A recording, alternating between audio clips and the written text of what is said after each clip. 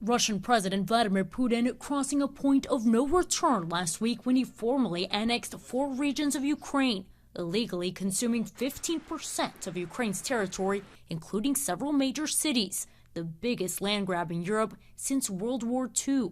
Former CIA chief David Petraeus calling the move by Putin desperate. He is losing, and the battlefield reality he faces is, I think, irreversible. In other words, over the last 7 months, President Zelensky and Ukraine have mobilized vastly better than has Russia. But even as Putin announced these annexations, Ukrainian forces raised their blue and yellow flag after retaking the city of Lyman in eastern Ukraine, an important strategic gain in the Donbass region.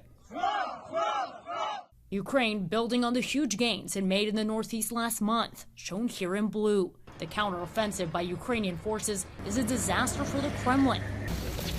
Putin's military draft orders calling up some 300,000 reservists, triggering a backlash. Hundreds of thousands of Russians fleeing their country.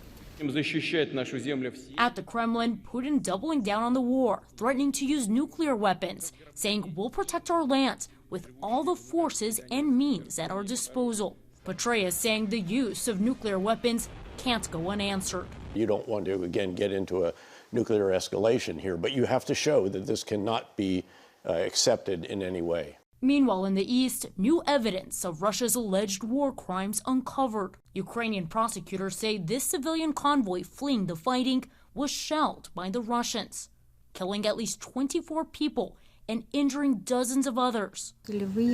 This survivor saying even after the shelling, as they lay on the ground, they were fired at with guns.